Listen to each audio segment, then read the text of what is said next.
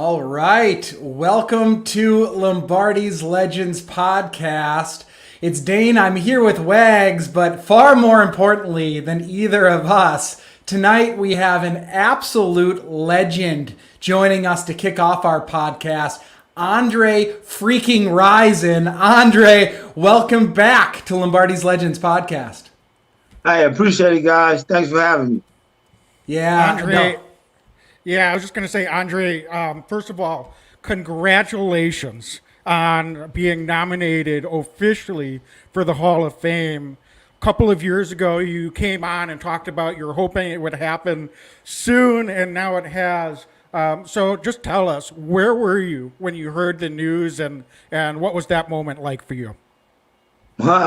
Actually, I was sitting with one of my colleagues, one of my coaches, and him and I were just talking football, and we were watching. I believe some college games were on, and we were just chatting. And I got a text from a young woman that's writing my book, my autobiography, and she was like, "Did you hear it? Did you hear the news?" And I was like, "What? What are you talking about?" Because I was buried into, football schemes and this and that, this and that. We were talking football, being my coach. And, I was like, "No." So I missed it totally. And then when I went to see it, it still hasn't hit me yet. And so I told everybody, thanks, for all the attention, and have fun with it. It's a nomination, and it's something I worked hard for, and I'm just grateful for it. Andre, well, it's well deserved, and we're going to get into the stats. We're gonna make the case for you, not only while you're on the podcast, but going forward as much as we possibly can. But it sounds like it hasn't totally sunk in. But what emotions did you feel right away when you heard that? I know you said it didn't feel quite real, but did you kind of go through memory lane a little bit, or were you just still in the moment, or just how did you feel after that? I was like in a weird moment. It felt weird because I got a lot of loyal fans. And you hear from them, you hear it a lot, and I don't know what just happened, but we'll find out. But Oh, it looks like we may have lost Andre here, so we'll try to get him back. We lost his video, so we'll see if we can get him back on shortly. So Wait, folks, while we wait for him, can we just talk about how good Andre Rison was? yeah, why don't we? And I was going to say, before you do that, I'll give you the floor, Dane. There's a lot to say. And folks, if you have any questions or comments and you're with us live, feel free to pop them in the chat. Can't promise we'll get to all of them, but we'll do the best we can. It looks like we do have Andre back here, so I'm going to try to get him back on. Andre, what's do up, we have you guys? back? Yeah. Yeah. So Hey. it looks like we lost you momentarily, but you were just telling us what it felt like, what your emotions were like when you heard, the news, and obviously Dane was saying that we're here to make your case. Your case, I think, speaks for itself too, by the way. But yeah, I'll let you continue where you left off with some of the emotions of finding out that you had been officially nominated for the Hall of Fame. I mean, I thought about all the hard work that we put in behind the scene, and like I said, I got a lot of loyal fans that been waiting a long time, and so just to hear my name be a part of the class of nominees, I just was very grateful. Yeah, for sure. And I mean, I don't know, Andre, if since your career has ended, if perspective changes at all, but just kind of curious, with the, benefit of some foresight and just kind of looking back now a few years, is there any, special moments to you? I mean, like Dane said, the stats speak for themselves. You had a hell of a career. But and this may be a hard question, but if you could just zone in on what do you think your Hall of Fame story truly is? I would say a great teammate, a captain, a leader, uh, that showed that you can play amongst the limelight and be the talk of the team, but still come to work every day, show up like all the other pros, and be a pro, and make some mistakes on and off the field, but yet still be a champion.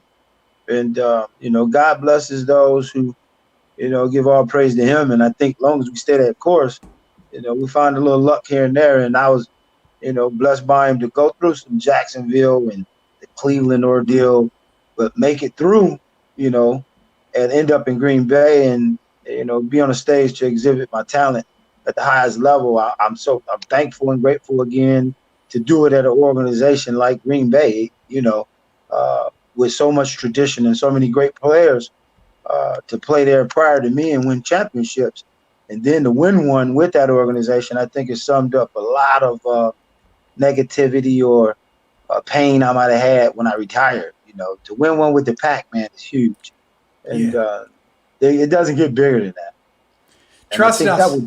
That was the moment. And we had success after that, individually and team success. But to reach that moment and play alongside of those great players, oh man, that was awesome. And trust us, Andre, we remember how big that was. It was big for us too. We were kids watching you and screaming at the top of our lungs when you joined the Packers. And we've had a chance to talk with you before, but we are a Packer podcast. So I have to ask, what was it about the Packers that were so special? Because you came in at such an interesting time in the season and things could have gone sideways. With the Packers season, we were decimated by injuries. You come in, you help right that ship. We win a championship in no small part because of your contributions to the team in the locker room, your contributions to the team on the field. So what was the environment like in Green Bay? I mean, it was championship football. I mean, the head coach was Mike Holmgren, and he had been around championship football before in San Francisco. And so, we had great talent. We had great leadership, Reggie White and Brett Favre, Sean Jones. And so we had the right chemistry. And then we had the young guys that were hungry to, show their talent, Antonio Freeman and Desmond Howard trying to, make his brand a household name, which he did, and we all just came together collectively and all believed in each other and, got some luck, played in some cold games in the playoffs and got lucky on that one. Everybody had to come through us. They had to go through Lambeau. And, hey, it's hard to win in Lambeau in December and January. For sure. And Andre, I'm going to pop a question in here that we have on our live chat from Dwayne Gomez. And we asked you this last time you were on, but I'm just going to set him up for you. What was going through your mind, Super Bowl 31, when you ran under that pass from Brett Favre for that opening touchdown? Don't drop it.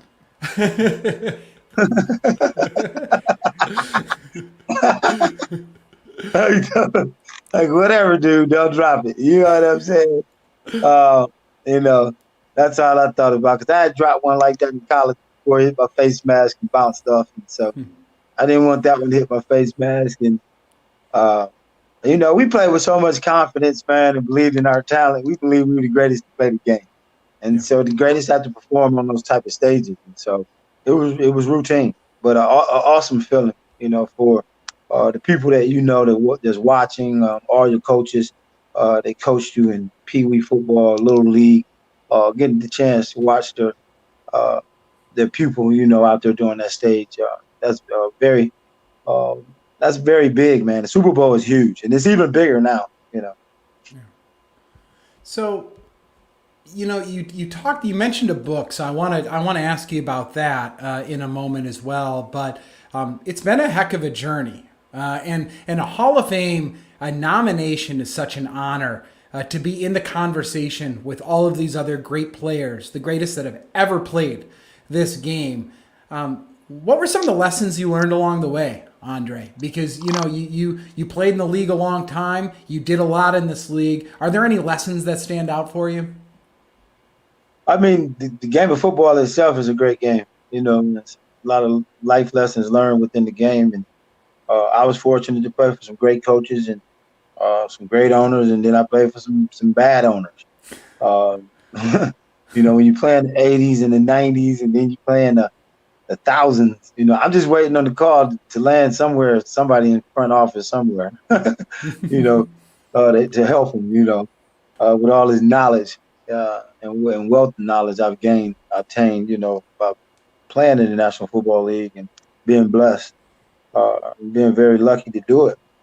Because there's a lot of ups and downs, everybody's not going to that elevator and being able to go up on the top floor and visit with the owner and learn ownership and then galvanizing that. And so when we came along, it was a totally different game, totally different ball game, totally different pay, totally different everything. But the love of the game, as long as these kids keep the passion and the NFL will continue to grow, as long as we keep great players in it like Aaron Rodgers and Tom Brady, and they're carrying it, in the right way, in the right direction, and so I'm happy about that part. But when we played the game, was the rules different? Totally, they were totally different. The physicality to me, it's all the same, but the pulling and the tugging and don't have to pick a shot before it's called targeting. That would definitely change the game, because I was definitely involved in a couple car crashes out there through my years. But when I reflect back on it, I wouldn't change a thing, man. I played for some great coaches that became father figures. I remember sayings that they said. I kept them close to my stomach, and I'm living a good life, living the right life, and it's all good, man. It's all good. I'm hoping one day I land on somebody's coaching staff and somebody's sideline helping them get to a Super Bowl as a coach. And Andre, certainly you're talking about how the game has evolved since the time that you were playing to what they're doing now, and taking nothing away from the players and what they're doing currently. But be honest, how many more catches, how many more yards, how many more touchdowns do you think you could have added to your career total if you were playing under today's rules?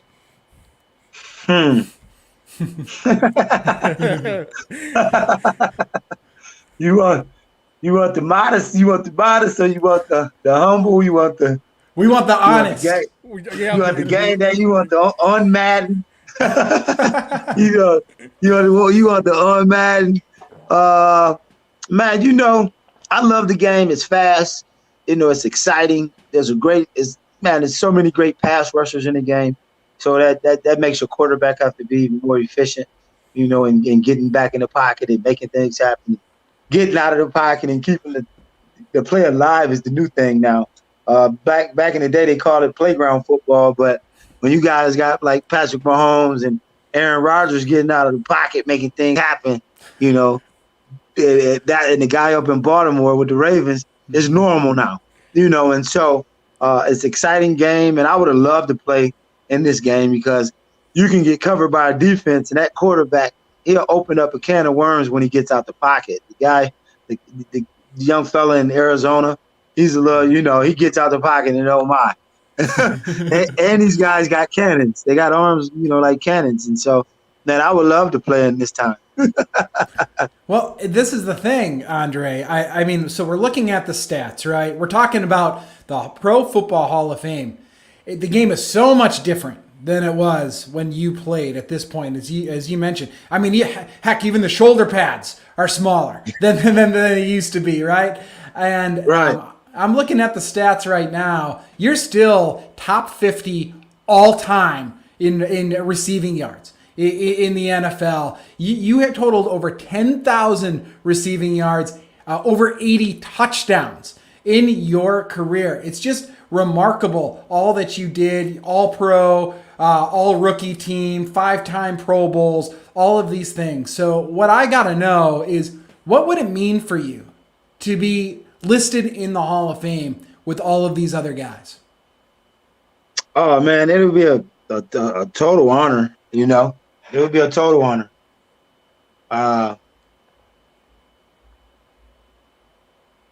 It's just, like I said, just all the hard work that we put in behind closed doors, and for a lot of people that we won't even spend the energy on people that doubted, just as a person, counted us out, just in life, not just as a football player. We mean much more to this society, I think, and I believe I use the platform in the right way to continue to help our younger generation, student athletes and others to go in the right direction as people. And I think that's the biggest life lesson I learned in the National Football League is about defeating racism, um, and having the platform to know that there's not enough black coaches, there's not enough black management in a game that I love.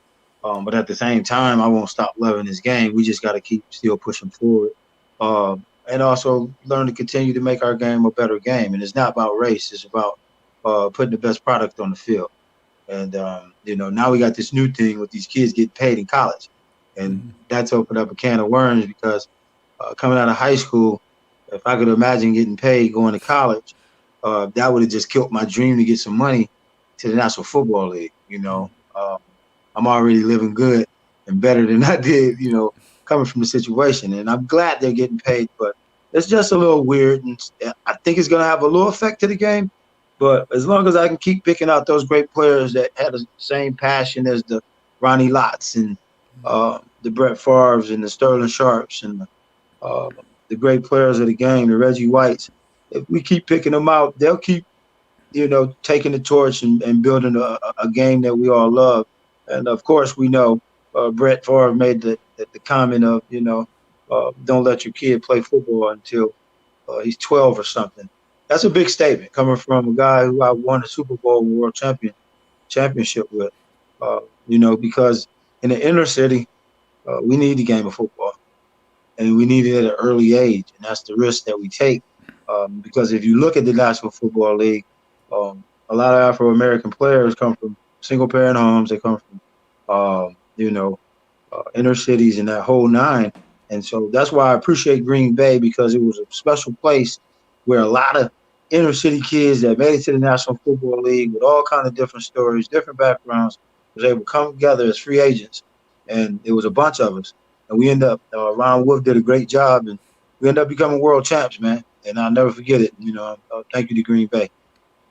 Yeah, and Andre, don't ever forget, I know you won't, that you are truly a legend for all Packer fans and NFL fans, and you've got that platform. And to that end, we know you've got a book coming out. You're going to actually be in Wisconsin tomorrow, in Green Bay and Appleton. So can you tell us a little bit before you go about the book? What that story is going to be, and then where can people come out and see you tomorrow if they're in the Green Bay or Appleton area?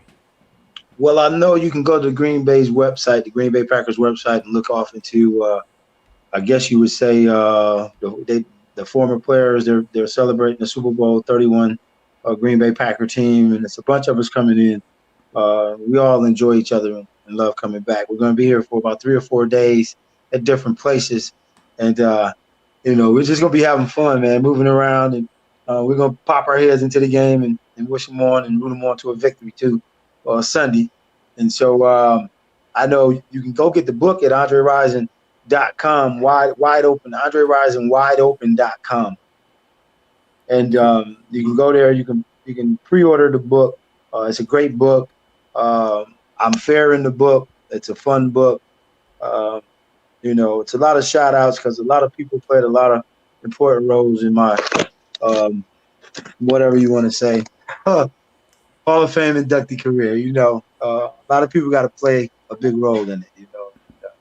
You grow and you learn, and I'm just glad and thankful for all the people I had in my career, and I thank them within that book.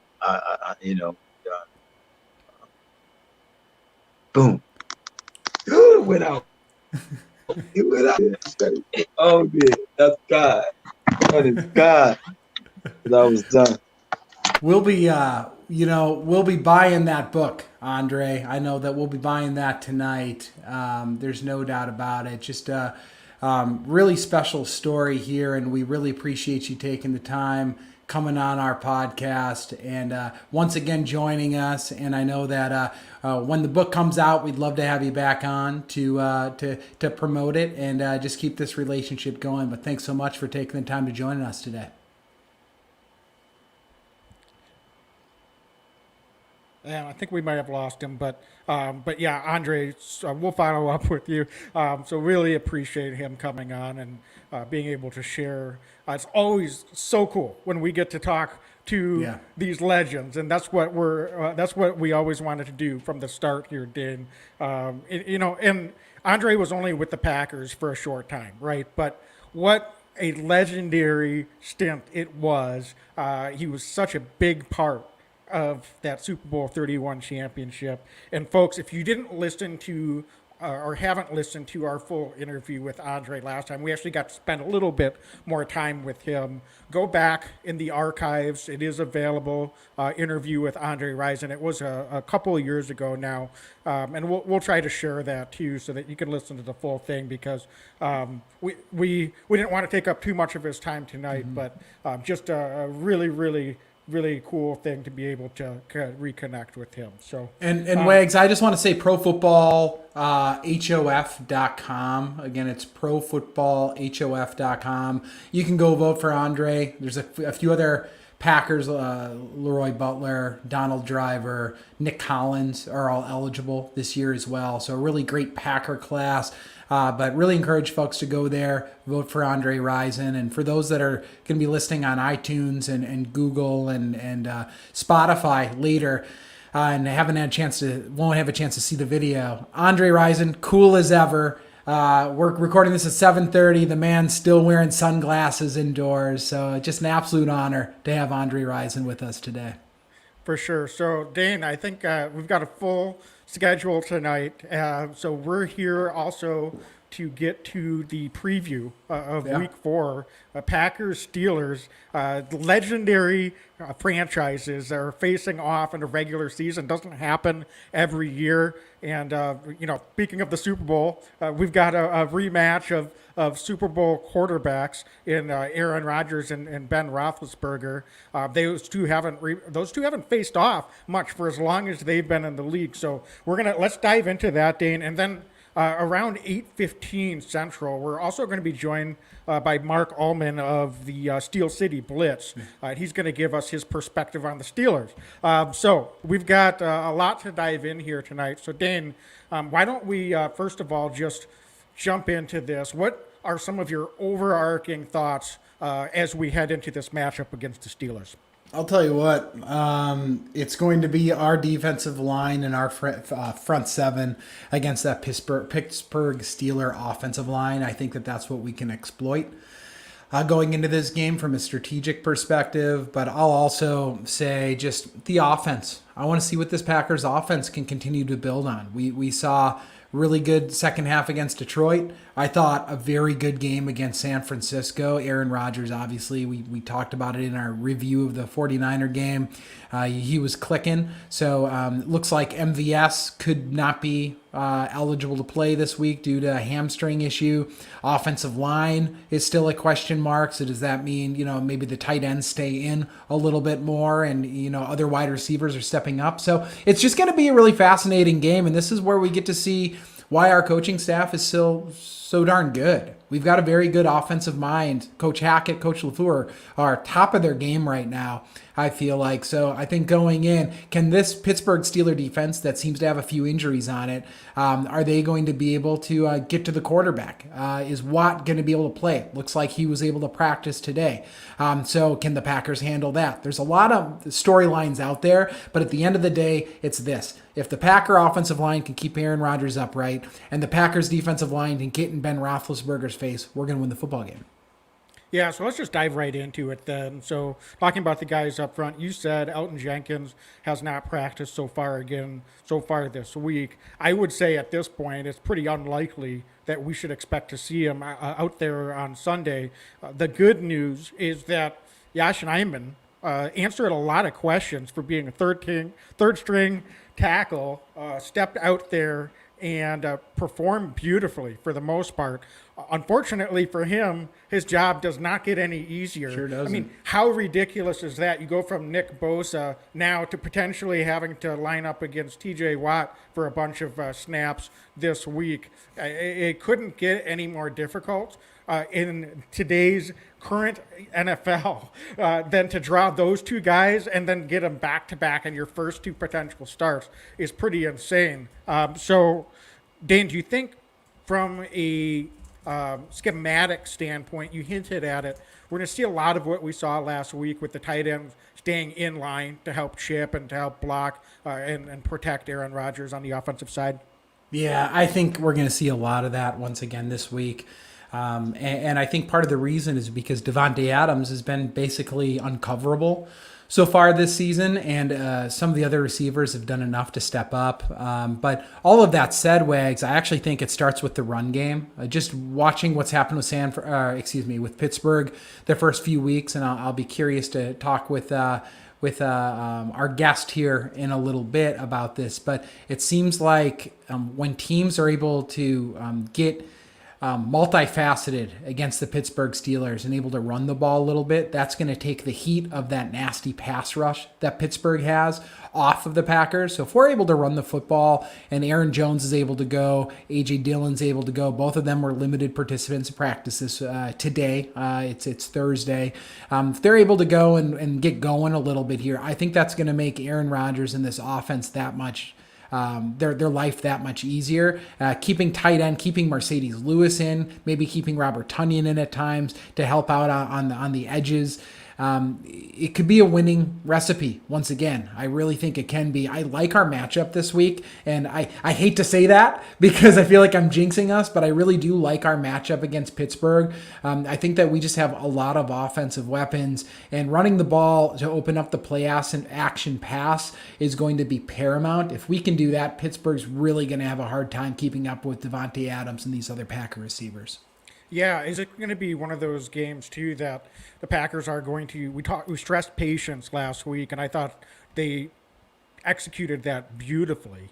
But sometimes when you come back and play in front of the home crowd, the adrenaline gets flowing, and you kind of assume that that crowd is going to carry you, put you over the top, give you that energy that you need. And we've seen at times over the not counting last year, obviously, when fans were really not allowed in the stadium for most of the season. But even 2 and 3 years ago, there were games that Packers seemed to come out a little bit flat. And this isn't a divisional in-conference foe. So, I think, to your point, getting that run game going can get some rhythm and just move the chains. And I think that's going to be important. What we don't want to do is come out and go 3 and out or have some really unsuccessful possessions in the first 2 or 3 series, because that can put you behind the 8 ball quite a bit against an attacking and aggressive defense like the Steelers have. Yeah, I mean, they've got Cam Hayward. I'm looking at their roster a little bit right now. They've got some guys, right? So I don't necessarily always listen to the national narrative when they talk about teams, because I think that they look at it through a pretty small scope. Oftentimes, I mean, you watch ESPN and they'll think the sky's falling because a team loses a game, and that's just not realistic in the NFL. When I look through them, they've got some talented guys. Cameron Hayward up front can ball. TJ Watt is TJ Watt, right? He just got paid a ton of money. Melvin Ingram as well can still get after it. He's a little bit older, but he's shown that he can still get after the quarterback in a hurry. Devin Bush, Wags, is another one of those guys that he's got really good lateral movement. Joe Schobert is historically at linebacker has been a tackle machine. And then another pass rusher, Alex Highsmith, who I know was limited with a groin injury in practice today, but it looked like he was a limited participant. He's probably going to be able to go, is my best guess. So they've got guys, right, Wags? So if we're sitting back there, we're still out Elton Jenkins. We're potentially, I should say, but he hasn't practiced yet this week. We're definitely out David Bakhtiari. So we're still down our 2 best offensive linemen. So anybody who's coming into this game thinking, oh, it's going to be just a cakewalk, I think has another thing coming. Pittsburgh Steelers have enough guys to get after it if the Packers get down. So it's controlling the clock, keeping Ben Roethlisberger off the field. I know that Ben's had a little bit of a rough start this year, and the offensive line hasn't done him any favors. But he's still Ben Roethlisberger. He can still get you. And we've seen time and time again over a number of years, offenses having a lot of success against this Packer defense when they're able to just chip away. They've got a couple talented tight ends. They've got the rookie from Penn State. They've got Eric Ebron as well. So those guys can play. So the way that they match up, and of course they've got their rookie running back. So they've got weapons. So I think really it's going to be paramount for the Packers. Take advantage of home field advantage. Really try to hold that ball as long as they can, run the ball. And I think that long term, this game will get away from the Steelers, but the Packers need to stay the course. They need to be patient. They need to do what they do best. Frankly, they need to play like they played against San Francisco, I think. I thought they had a really good game plan going in. Although this week, I think Aaron Jones theoretically could have a bigger week than he did against San Fran. Yeah, they've got tape out there now, so Steelers are going to be ready for what they did in San Francisco. You can't just necessarily roll out the same game plan. They've got 2 long corners that are talented, and Joe Hayden and Minkah Fitzpatrick. And I know Joe Hayden's had some injuries and probably isn't quite the same player he was when he first came into this league. But these guys can still play, and I think we'll still probably see a lot of too high safety looks with those 2 guys coming up and press, especially if MVS is looking like it's not going to be ready. That takes your deep threat away. So you're not that the Packers don't still have guys that can potentially beat them over the top. It just puts a little bit more, takes a little bit of pressure off of that Steelers secondary if MVS is not able to go. So I think one of the things we could see, and I asked you before, are the tight ends staying in? I think they will quite a bit, but I think they're going to give some of those same alignments, and you may see them actually slip out into a pass catching mode. Maybe not on every situation that that they have. It may depend on what personnel groupings they have out there. But I think that could be a little bit of a wrinkle now that we've got tape on what they did against the 49ers. Perhaps Tunyon could be targeted a little bit more in that play action game. We could have Aaron rolling out and hitting him on the move for plays that, sometimes they're only going for 5-6 yards, but that keeps the defense honest. And then they're not the outside linebackers for Steelers. If they're really pinching in and crashing in hard, it's the run game. But I think some of those short waggles and play action passes to their tight ends are something else that we can throw in there as a wrinkle to keep them honest as well. Do you think they mix in DeGuara a little bit more this week as well? I think this seems like the kind of week where they might use him in the backfield a little bit more and just be a little bit more creative with him. I know last week he was coming back from an injury. Hasn't gotten a lot of snaps through the first year and a half after the knee injury, but I just feel like this is kind of a primed position for Josiah DeGuara to kind of mix in a little bit, and not necessarily major snaps, but just to give them some different looks. I know that's one of the reasons they really wanted to draft him in the 3rd round, is he's really flexible, and I feel like in a week where we might keep tight ends in a little bit more, once again, he might be valuable as an asset in that way. Yeah, I mean, we saw him lining up at fullback a number of times last week. So I think certainly he's going to get a fair share of snaps. I'm not sure how much they're game planning for Josiah DeGuara at this point. But I agree. I think that he's someone that could be involved and get a few extra snaps again this week if he's still feeling pretty good and relatively healthy coming out of last week.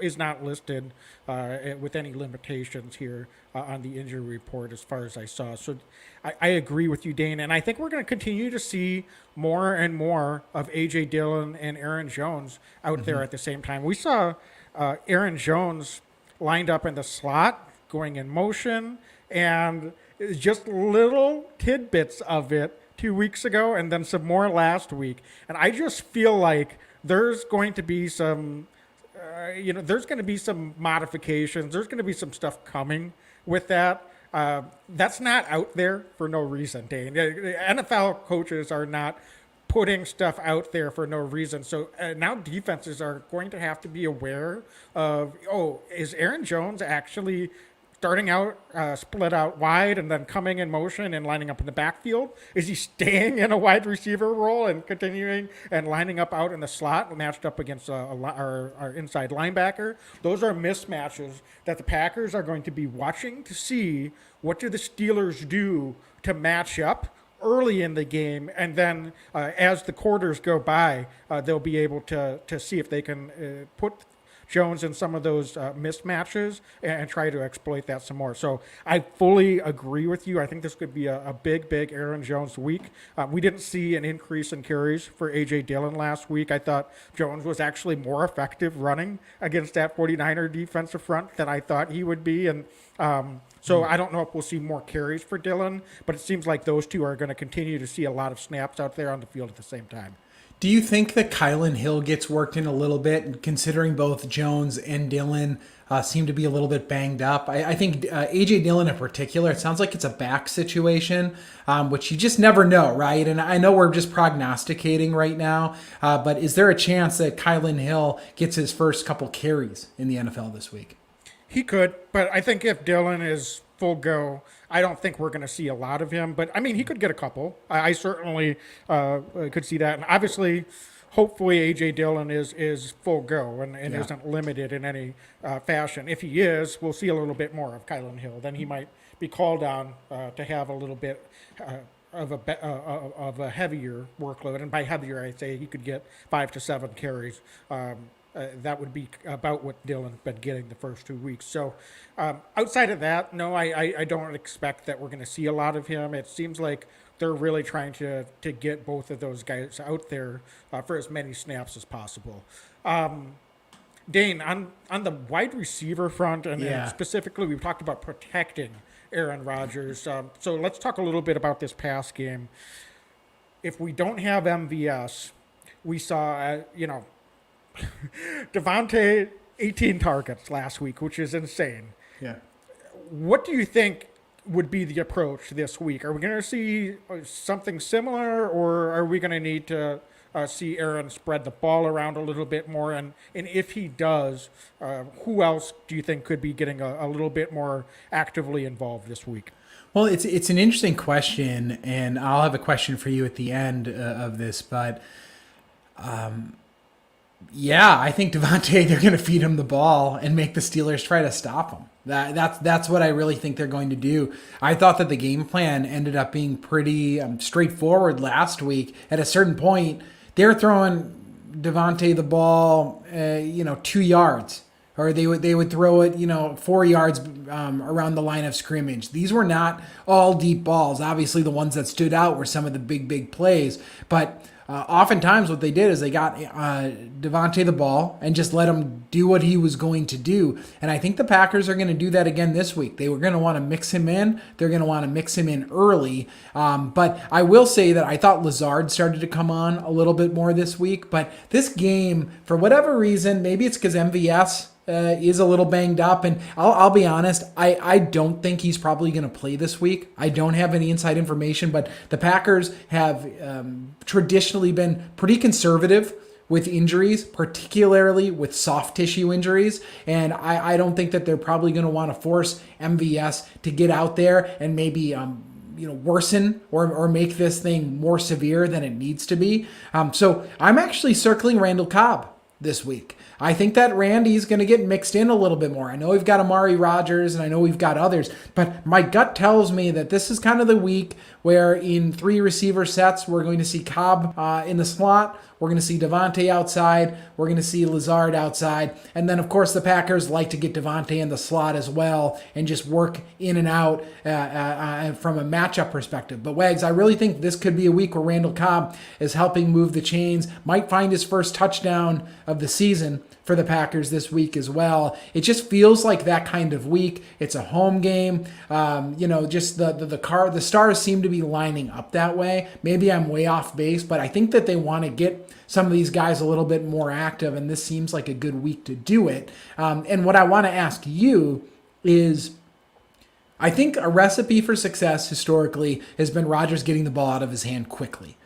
This week it might be necessity once again, but do you see a game plan where he's got it for 2 seconds and the ball's out once again, or do you think that as Josh Nijman and some of these other young guys settle in, they may give Rodgers some more 5-step drops, some more 7-step drops, and a little bit more time to scramble and play? Because my gut tells me they're getting the ball out again pretty darn quick this week, but you watch this very closely. Curious what your take is. Yeah, that's an interesting question. I feel like we need to continue to get the ball out quick. Don't you? I mean, I do. We can sit here and say, how great the offensive line played last week, and part of that was because of the execution that Aaron had of getting rid of the football quickly. So we can't take for granted that just because this young offensive line played great last week, that A, that automatically means that they'll play great this week, and B, that we can just take the foot off of the gas, so to say, on the short pass game and the rolling in some of the extra protections, because this Pittsburgh defense can get after it just as much, if not more so, than what the 49er front could. So we definitely do need to make sure that we're getting rid of the ball. So I think Randall Cobb is someone that I don't think he's going to get 10 targets, but he could be someone that Aaron's looking to with MVS out. And I think that could help them get into some rhythm and take a little bit of pressure off of Devontae. Trust me, I know he's more than capable of doing the work. But there was some times in the last couple of drives of that 49er game that didn't seem like there was anyone else that Aaron really trusted to throw the football to in the critical situation. And that's where Randall Cobb can really come into play. So I don't know if we're going to see that this week, but obviously we know Aaron Rodgers trusts Randall Cobb. It's just a matter of, is he fully up to speed and able to get out there for as many of these packages as possible, given that he is still, I'm sure, learning, but knows most of this Matt LaFleur offense. So he's someone that could be involved. I think Allen Lazard still has barely been targeted all season. So I wouldn't mind getting him involved if possible.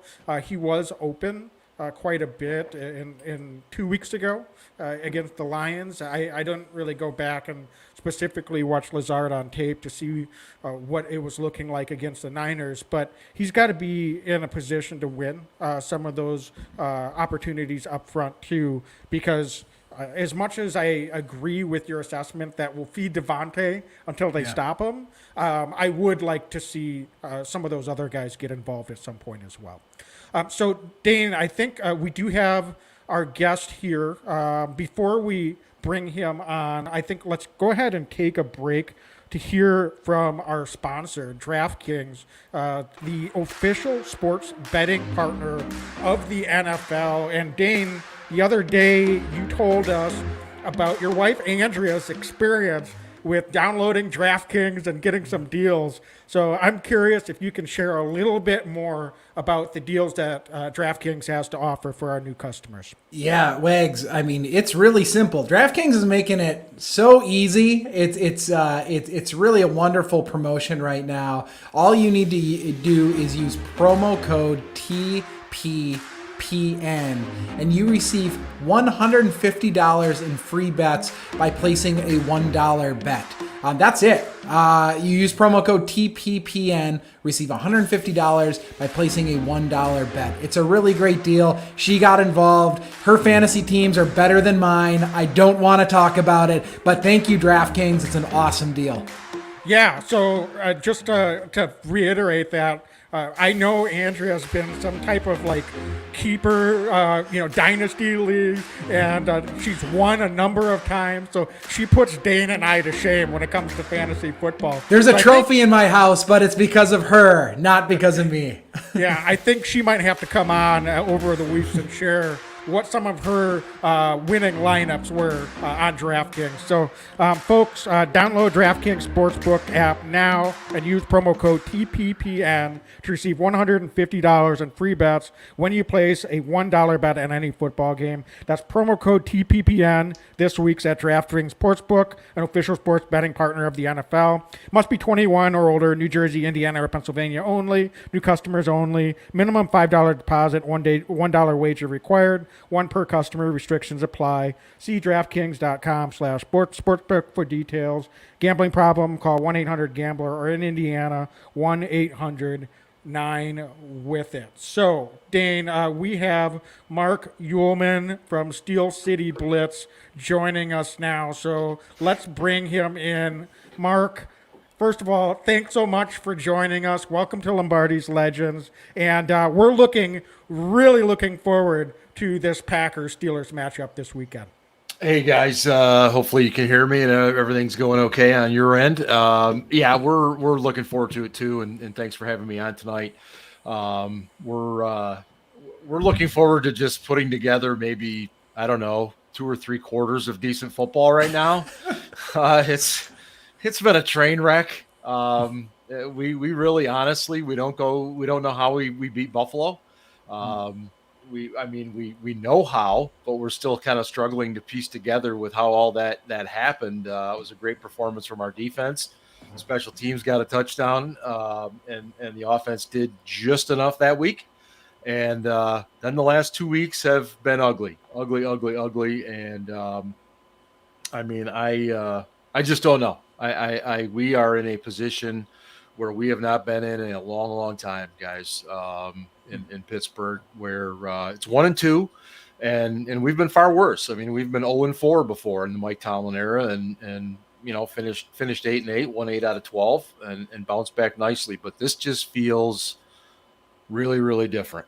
It's the best I can tell you. It just feels different and not in a good way. Interesting. And I, Marc, candidly, I've got a lot of respect for the Pittsburgh Steelers. I think it's an organization that over the years has just kind of done it the right way. I like the attitude of the city. I like the team. Obviously, I hope you all lose on Sunday, but I do respect the Pittsburgh Steelers. The defense, you talk about that defense. I watched some of that Buffalo game. I've gone back and watched it this week. If there have been some injuries since that first game, it looks like there's some groin issues with a couple pass rushers. Just kind of curious. You're the expert on this. What's going on with the defense currently? We got hit by some kind of groin thing because Joe Hayden was out with a groin. We lost Alex Highsmith, our young up-and-coming edge rusher. TJ Watt went down early on in the Raiders game in week 2 with a groin issue. It became kind of a joke. But we also lost Tyson Alualu, a veteran defensive lineman, early in week 2 to a broken ankle, and we hope we're going to get him back at some point during the season, but we just don't know. And so you look at those guys. All 4 of those guys were missing last week. Stephon Tuitt is still currently on IR. And I don't know how many people understand what's going on with him. His brother was killed in June in a real tragic hit and run accident. And he has struggled with that. There is no question. And he did not prepare for the season the way he normally does. And when he came into camp, he wasn't prepared. And so he has been spending this last month getting prepared. And whether or not he's even going to play this year, we don't know. We don't know what his mindset is. But, between him, the 4 guys I mentioned, our defense between week 1 and last week looked absolutely nothing like it did in week 1. And, it's hard. You guys know. I mean, you get a few injuries to even just a couple of your better, maybe not your best guys, and it reveals your weaknesses really fast. So we're hopeful we get Hayden back. We're hopeful we get TJ Watt back this week, and Alex Highsmith. After that, I don't know. I just don't know what to expect from this unit right now. Yeah, so on the offensive side of the ball, Marc, when I think of the Steelers, especially under, not even just under Coach Tomlin, but the Steeler way is to run the football, throw the ball over the top. And you've got the receivers to do that, but, they're a little dinged up right now, too. Yep. And you've got this young running back, Najee Harris. Haven't really gotten him going yet so far in this young season. Offensive line has struggled a little bit. Yeah. Can you give us some insight into why that might be the case? And is this the week that they're going to try to, come hell or high water, really try to get that running game going and get young Najee Harris going on the run? It's a good question, and it's a question that everybody in Steeler Nation wants to know too. Is when is this team going to be able to actually run the football? And all of our problems offensively are on the offensive line.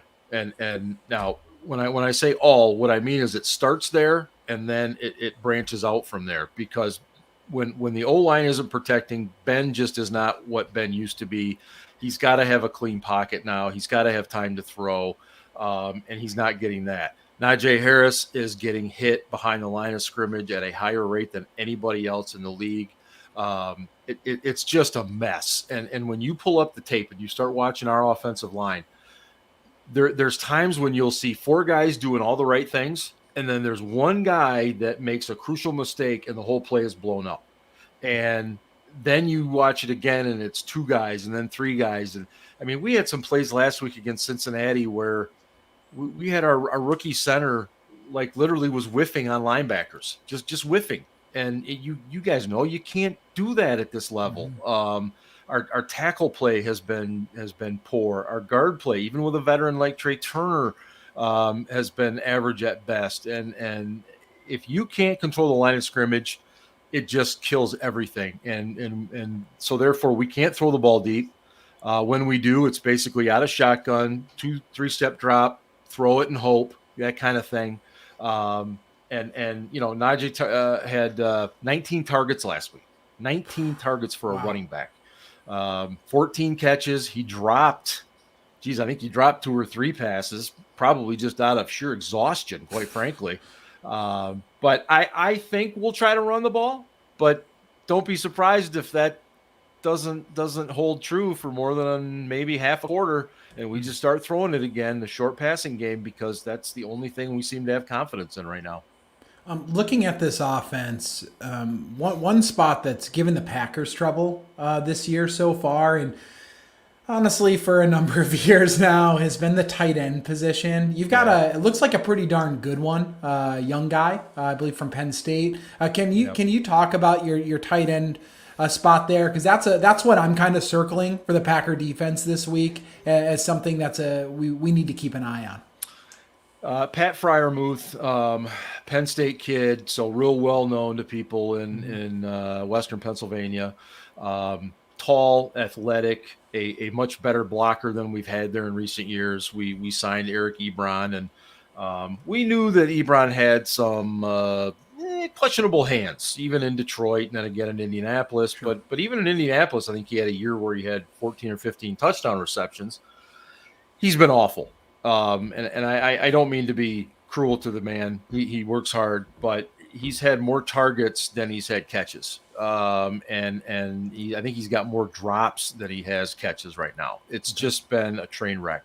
And so Freiermuth has steadily worked his way in as a starter.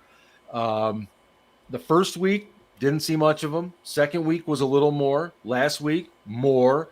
So what you're saying might hold true. He might be a guy that Ben looks for a little more often this week.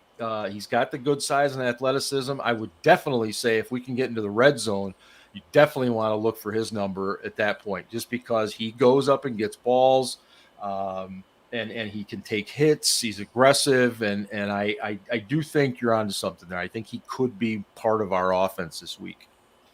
Yeah, so I think one more question I have specific to the game then, just in general, what do you expect the Steelers to try to do going back to the Steeler defense against the Packer offense?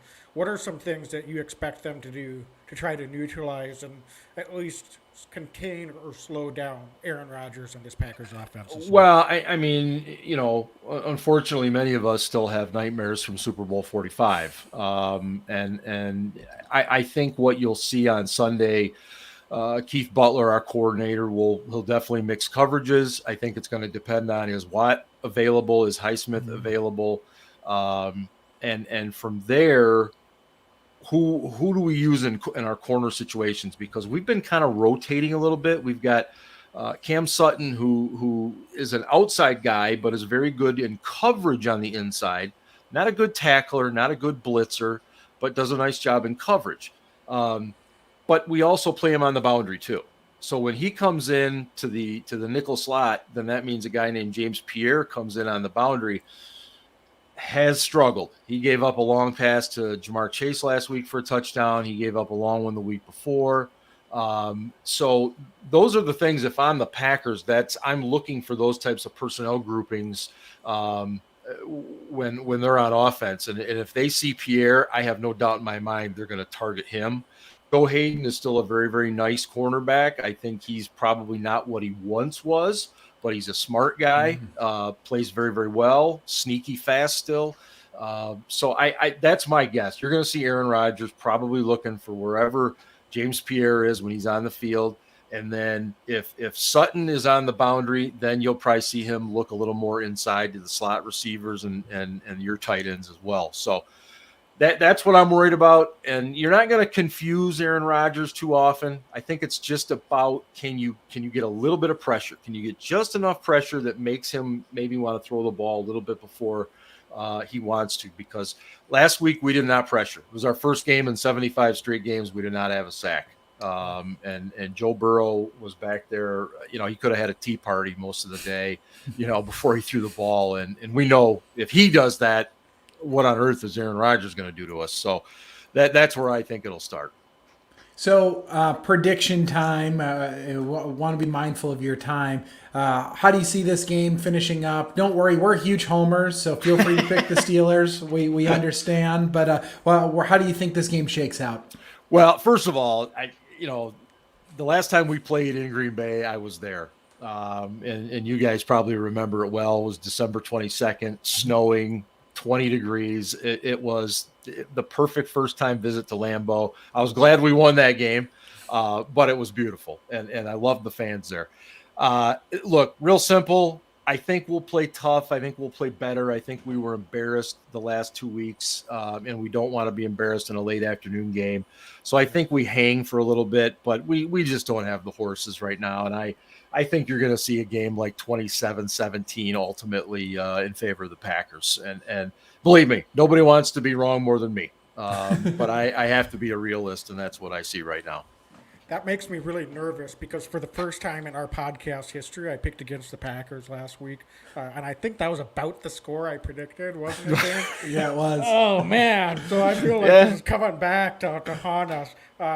Yeah, Marc, and I would love to at some time, maybe even just offline, talk to you about we both have kind of an old quarterback problem, and that's a topic for another day. But it's just it's fascinating to see. That's kind of where the similarities between our two franchises sort of start and stop. I mean, the way that the Steelers and the Packers have approached the quarterback situation with Aaron Rodgers and Ben Roethlisberger has been quite different. There's no doubt about that. So, but again, that's a topic for another day. So, Marc, we know you got to get over and record your preview tonight. So we'll let you go. Thanks so much for joining and providing some great insight. And Marc, where can folks find you? Where can they find your podcast? Well, we're like you guys. We're everywhere. We're our website's at Steel City Blitz. And our podcast is the SCB Steelers podcast, and we're on Twitter at SC Blitz, Instagram Steel City Blitz, Facebook Steel City Blitz. So just search those 3 words, and you are bound to find us. And again, thanks for having me on tonight, guys. I really appreciate it. Great. Absolutely. Have a great night, Have Marc. a good Thanks. one, and good luck, but not too much luck on Sunday. Same to you guys. All right, take care. Thank you. Good night. So, Dane, I think that's good stuff. That's really great insight. I think with that, it's about time, I think, unless you have any other thoughts on the offensive or defensive side of the ball. I think I'm ready to jump into our X factors and predictions. Let's do it. And I want you to go first this week, Wags. Okay, very well. Well, I am ready, Dane. I'm just going to go ahead on the offensive side of the ball. I got Allen Lazard. I just have a feeling he hasn't been heavily involved to this point as a receiver. Has not been targeted much at all in this season. I as an X factor, I think potentially with MVS not being able to go, he could be mixed in and get a few more targets this week. He made the most of his one target last week in the first reception of the game. So I think Lazard.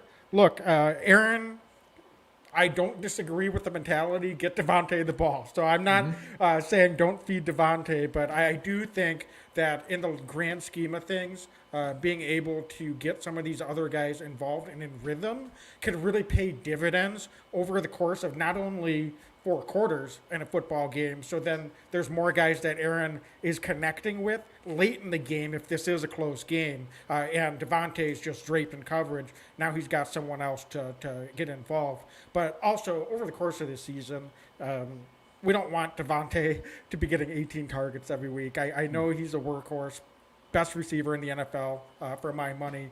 But that's a lot of work to be putting on a guy every week. So I'd like to see Allen Lazard and I like Randall Cobb getting more involved this week. But I'm going to go with Lazard as my X factor. I think he gets in the end zone. I think he gets 5+ receptions. I think he gets 60+ yards. So I think it's going to be a really, really nice day for Lazard, and he's going to make his impact felt for the first time in this young season.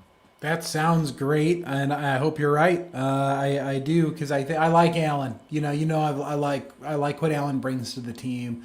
I want to say Randall Cobb, but I'm not going to. I'm going to say Kylan Hill.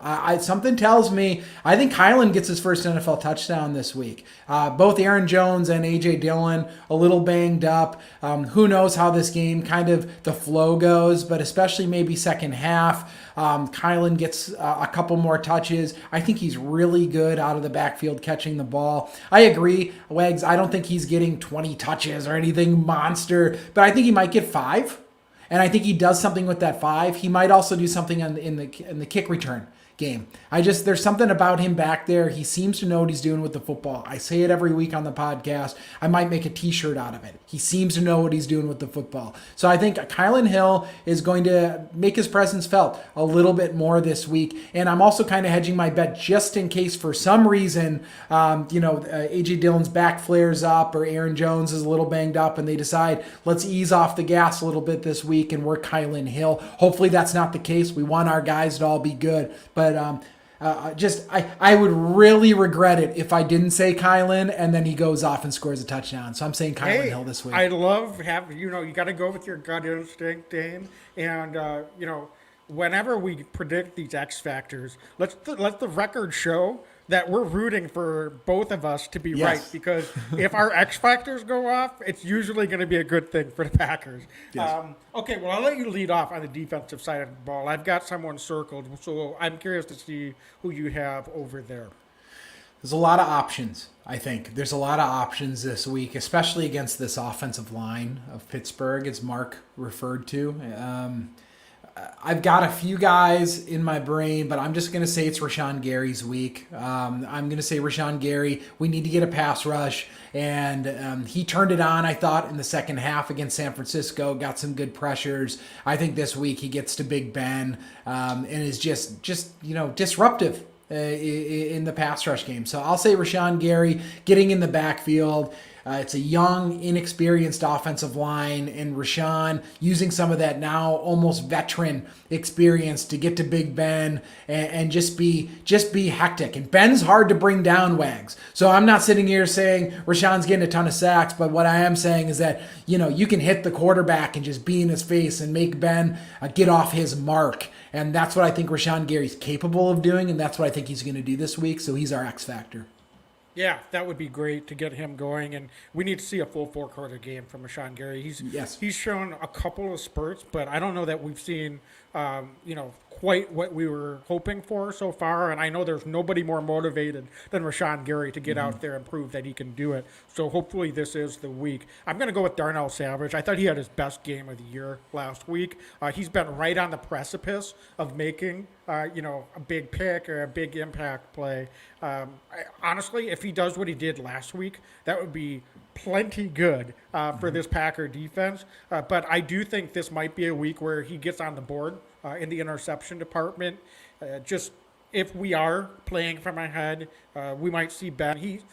He's Hall of Fame quarterback, obviously. Yes. Not at the level he was a few years ago, but the Steelers are a little desperate. They're going to try to make some plays down the field. They might even connect on one or two. They're good enough to do that to us. So, we're going to have to make sure that we aren't getting beat over the top and giving them that space because, despite some of the struggles that Roethlisberger's had this year, he's still got that arm, and he's one of the best deep pass throwers in NFL history. So we've got to respect that always.